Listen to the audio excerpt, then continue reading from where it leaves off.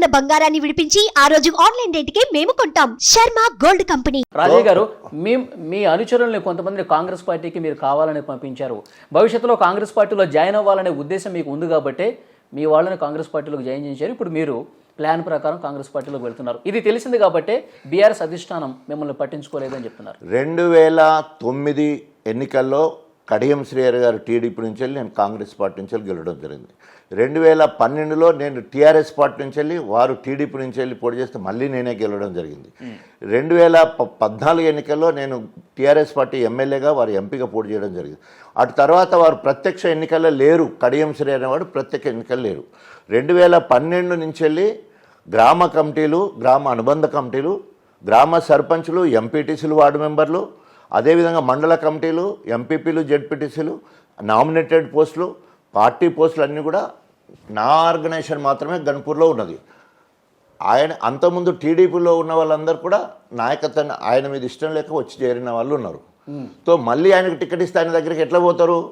So 100% party ఉన్నప్పుడు ఒక 20 నుండి 30% ఆయన వ్యక్తిత్వం నచ్చకను, ఆయన విధానాలు నచ్చకను, ఆయన ప్రవర్తన నచ్చకను, ఆటోమేటిక్గా ఎప్పుడు కూడా అందరూ ఒక్క దిక్కు రారు, రీపోలరైజేషన్ అవుతారు. సో దాంట్లో నేను చెప్పేది అంటే 30% చేయలేదు అనుకుందాము, ఓకే, కానీ 70% చేసిన వాళ్ళు నీ వాళ్ళు కాదు కదా. బీఆర్ఎస్ పార్టీని ఎవరు అక్కడ పెంచి పోషించి ప్రజలకు అందుబాటులో ఉన్నది ఎవరు? నేనే కదా, నువ్వు కాదు కదా. ఎందుకంటే నువ్వు ఎమ్మెల్సీగా ఉన్నావు. బీఆర్ఎస్ పార్టీని పెంచి పోషించారు రాజయ్య గారు, అభివృద్ధి చేశారు రాజయ్య గారు, మరి టికెట్ ఎందుకు ఇవ్వలేదు?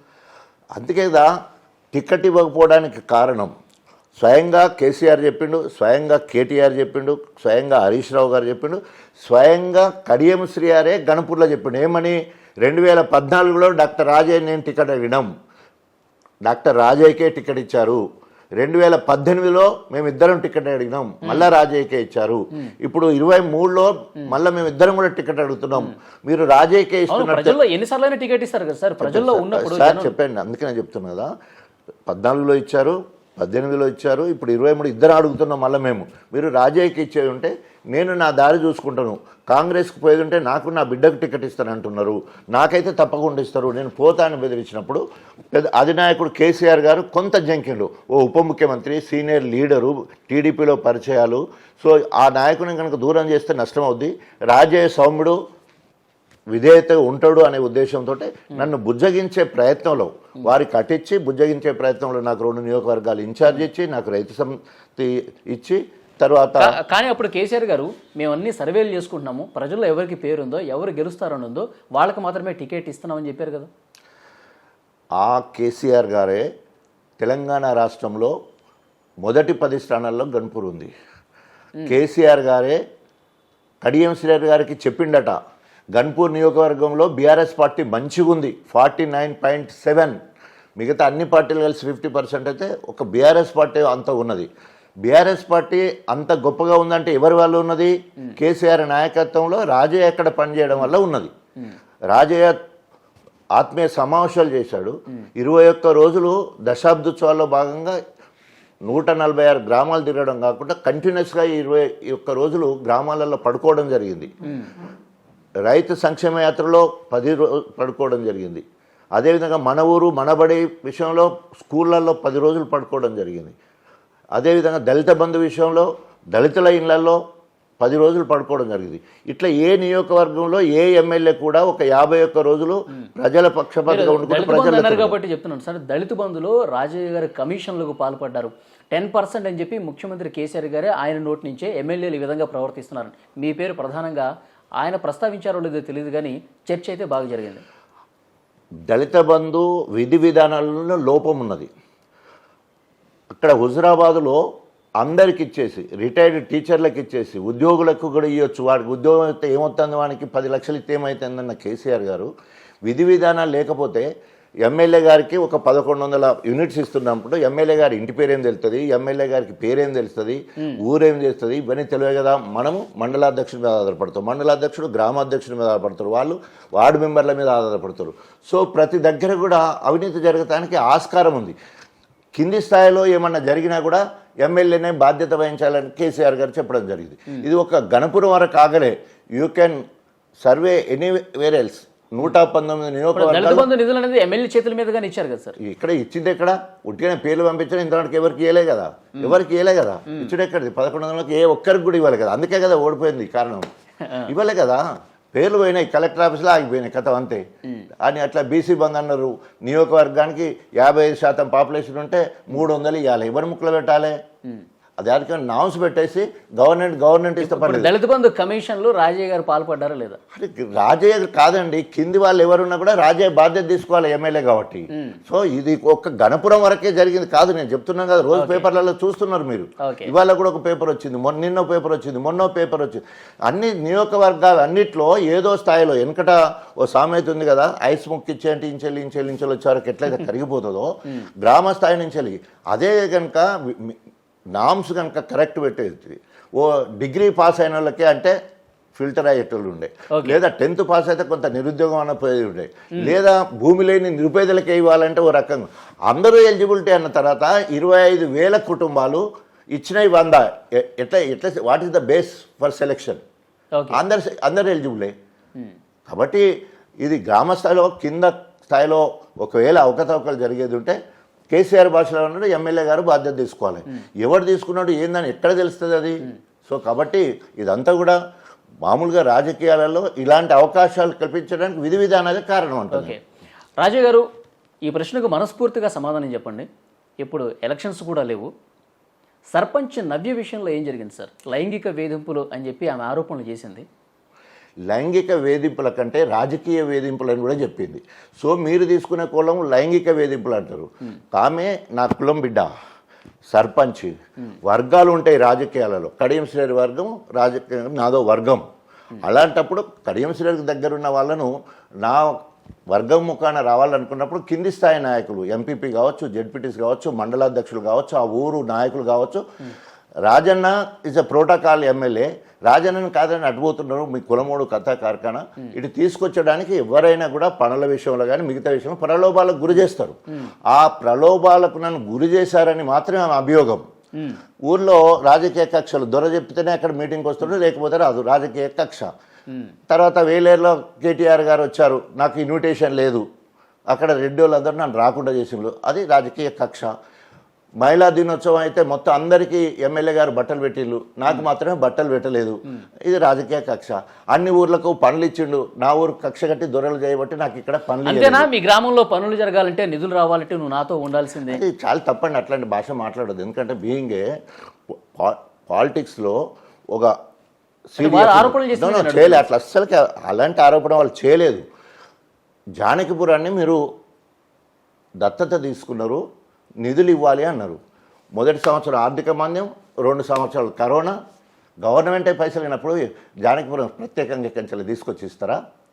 పిండి కొద్ది రొట్టెలు కదా. ఇప్పుడు మామూలుగా ఎవరికి ఏదైనా చేయాలన్నారు, those who are obedient to the leader. తెల్లారులేస్తే మనం వాళ్ళు తిట్టుకుంటూ వేరే పార్టీలతో ఉన్న వాళ్ళకు పనులు ఎక్కడ ఇస్తారా? ఏదని ఇప్పుడు పార్టీ నియోజకవర్గంలో ఎవరితో లేని సమస్య నవ్య గారితో ఎందుకు వచ్చింది మీకు?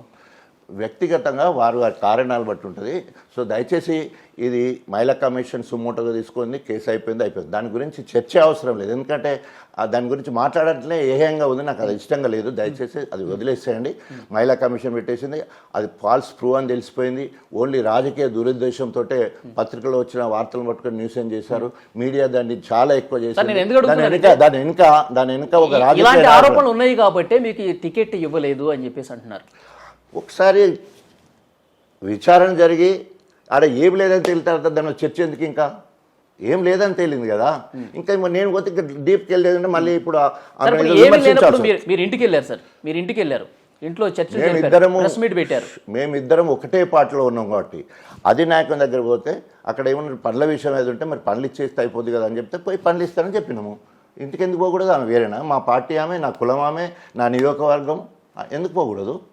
ఏమన్నారు సార్? అరే పార్టీ అధిష్టానం ఆ సమయంలో అయిపోయింది కదా, చెప్పేసినాను కదా, ప్లీజ్ డోంట్ గో ఇన్సైడ్, వద్దని చెప్పిన కదా. మా పార్టీలో ఏం చెప్పింది నీకు చెప్పాలా? Why should I? అది కాదు కదా, పద్ధతి కాదు కదా. ఇక దాని లోతుకు పోకు అన్నప్పుడు వదిలేసేయాలి ప్లీజ్. ఎందుకంటే అది అయిపోయింది, మహిళా కమిషనర్ పోయింది, తీర్పు వచ్చేసి. మీరు పార్టీకి రాజీనామా చేసిన సందర్భంలో సార్ బీఆర్ఎస్ నాయకులు కొంతమంది మాట్లాడింది విషయం మీ దగ్గర ప్రస్తావిస్తున్నాను. ఇప్పుడు బీఆర్ఎస్ పార్టీలో మహిళలు బతికిపోయారు, కాంగ్రెస్ పార్టీ మహిళల్ని ఆ దేవుడే కాపాడాలి, రాజయ్య కాంగ్రెస్ పార్టీలోకి వస్తున్నాడని చెప్పి మీ మీద విమర్శించారు. దీనికి ఎట్లా చెప్తారు? సో నేను మొదటి నుంచి కూడా అంబేద్కర్ లాగా మహిళా పక్షపాతిని. నాకు 4 చెల్లెళ్ళు. ఆత్మీయతను పంచుకోవడానికి ఈ సమాజంలో సగభాగం కంటే వాళ్ళ మహిళలు ఎక్కువయ్యారు. మహిళలు లేకుండా ఏది కూడా జరగదు. సో ఎవరు ఎన్ని విమర్శలు చేసినా కూడా నాకు వచ్చిన మెజార్టీనే దానికి కారణం. గత ఎన్నికల్లో 37,600 మెజార్టీ వచ్చింది, అంతకుముందు 58,000 మెజార్టీ వచ్చింది, అంతకుముందు 33,000 మెజార్టీ వచ్చింది, కాంగ్రెస్ నుంచి వేసినప్పుడు 12,000 మెజార్టీ వచ్చింది. ఎక్కడైతే చెట్టుకు కాయలు ఎక్కుంటాయో దెబ్బలు తగులుతాయి. రాజకీయ జీవితంలో వాటన్నిటిని తట్టుకున్నవాడే ప్రజా జీవితంలో ఉంటాడు. సో ఇవాళ కేసీఆర్ కావచ్చు, కేటీఆర్ని కావచ్చు, రేవంత్ రెడ్డిని కావచ్చు, నన్ను కావచ్చు. సో ఒక్కొక్కరి మీద ఒక్కొక్క రకమైన అభిప్రాయాలు, తిట్లు తిట్లు తిట్లు తిట్లు అంటే తిట్లు తింటున్నారు కాబట్టి మనం ప్రజల్లో ఉన్నట్టు కదా. సో సరే మహిళల ప్రస్తావన తీసుకొస్తున్నారు మీ మీద, రేపు చూస్తారు కదా ఆ మహిళలు ఎంత గొప్పగా ఆశీర్వదిస్తారో, ఆ మహిళలే ఏ రకంగా హారతులు పడతారో అవన్నీ కూడా మీరు చూస్తారు. ఎప్పుడు జాయిన్ అవుతున్నారు సార్ కాంగ్రెస్ పార్టీలో? చెప్తాను, ఓపెన్గా చెప్పి మీ అందరికీ చెప్పి తప్పకుండా పార్టీలో జాయిన్ అవుతాను. ఇప్పుడు అనుకుని ఉంటారు కదా డేటు? అది ఇంకా ఫైనల్ కాలేదు, చర్చలు మాత్రమే జరుగుతున్నాయి. నేను పర్టికులర్గా యాక్చువల్గా నేను ఈ పార్టీలో చేరుతా ఆ పార్టీలో చేరుతాను చెప్పలేదు.